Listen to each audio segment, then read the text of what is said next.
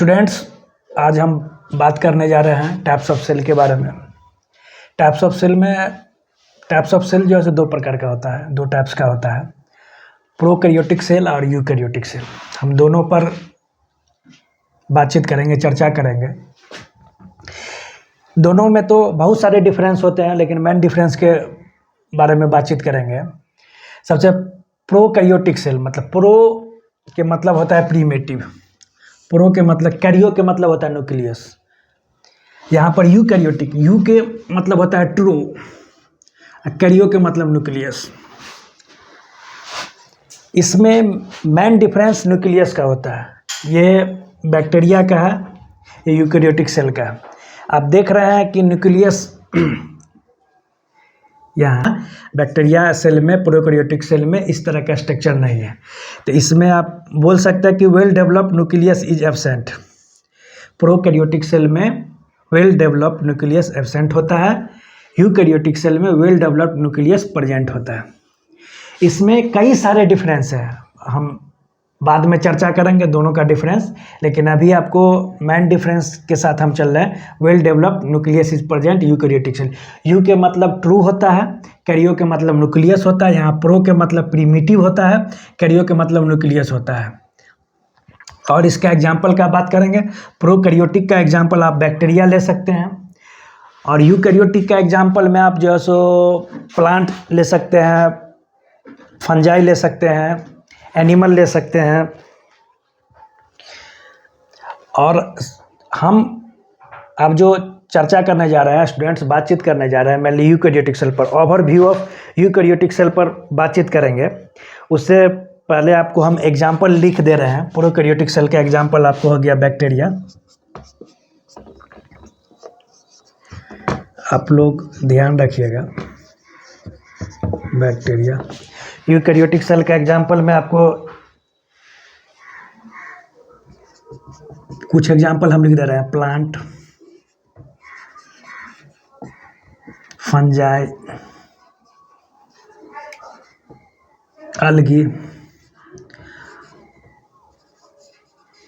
और आप लोग भी तो इससे ज़्यादा जानते ही होंगे, एनिमल भी लिख सकते हैं। मेनली इसका मेन डिफरेंस आप यूकैरियोटिक प्रोकैरियोटिक सेल का मेन डिफरेंस आपका ओवरव्यू ऑफ यूकैरियोटिक सेल के बारे में एक डायग्राम के माध्यम से हम समझते हैं। सबसे पहले आपको डायग्राम देख लेते हैं। यहाँ पर जो डायग्राम में ये बाहर वाली लेयर है, सेल वॉल है, इसके अंदर जो है सेल मेम्ब्रेन है, दोनों के बीच का जो स्पेस है सेल बाउंड्री है।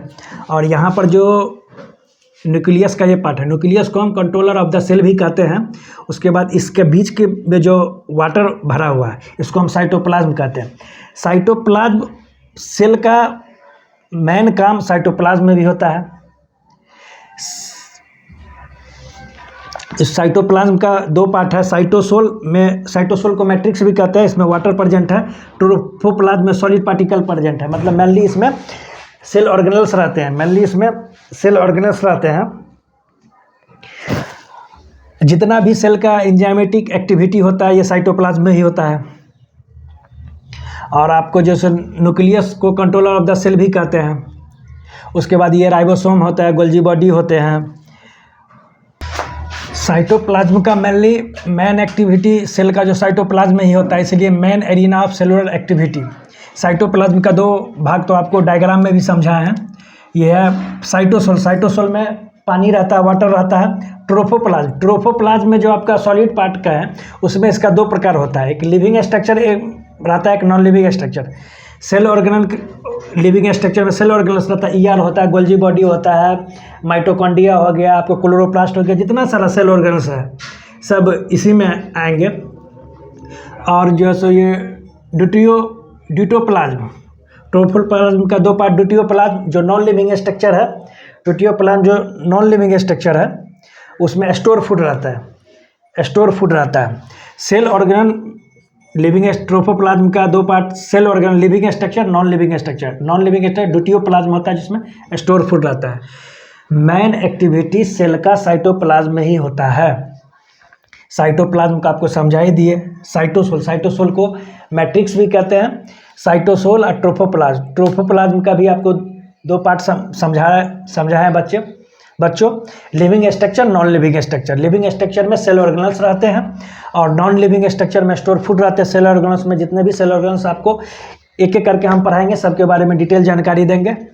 सेल के बारे में बातचीत करते हैं। सेल वॉल को हम लोग यूनिवर्सल लेयर नहीं कहते हैं।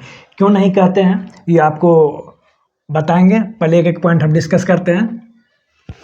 क्योंकि यूनिवर्सल लेयर इसलिए नहीं कहते हैं क्योंकि ना सभी प्रोकैरियोट में प्रेजेंट होते हैं, ना सभी यूकैरियोट में प्रेजेंट होते हैं। आपको हम बताएंगे कि cell wall present in.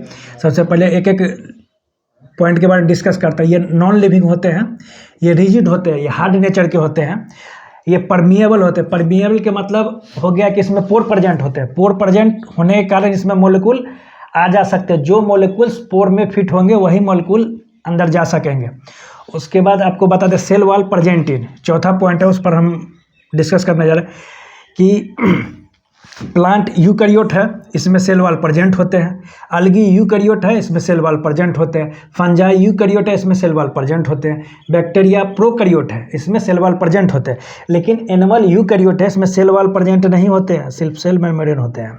Mycoplasma prokaryote है, इसमें सेल वॉल प्रेजेंट नहीं होते हैं। तो यहाँ से आप एक पॉइंट देख सकते हैं स्टूडेंट्स, बच्चों, कि सभी यूकैरियोट में भी सेल वॉल नहीं है, सभी प्रोकैरियोट में भी सेल वॉल नहीं है, इसलिए हम सेल वॉल को यूनिवर्सल लेयर नहीं कहते हैं। अब हम बताएंगे प्लांट का सेल वॉल कौन कौन सा कंपोनेंट से बना है। अलगी, फंजाई, सब के बारे में हम एक एक डिस्कस कर रहे हैं। यहाँ बात करेंगे कि प्लांट का सेल वॉल जो है उसमें कौन कौन सा कंपोनेंट है। तो मेनली प्लांट का सेल वॉल में मेनली सेलुलोज ही होता है। तो सेलुलोज होता है, हेमी सेलुलोज होता है, पैक्टीन होता है, प्रोटीन्स होता है। सेलुलोज, हेमी सेलुलोज और पैक्टीन ये कार्बोहाइड्रेट है। Cell wall mainly carbohydrate and carbohydrate derivatives का बनता है। तो इसमें सेलुलोज, हेमी सेलुलोज और पैक्टीन जो है ना, ये कार्बोहाइड्रेट्स हैं।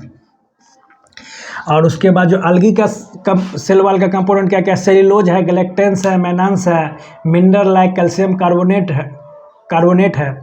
इसका जो सेलुलोज, गैलेक्टेंस और मेनान्स ये भी जो है कार्बोहाइड्रेट ही है। ये तीनों जो है आपको कार्बोहाइड्रेट ही है।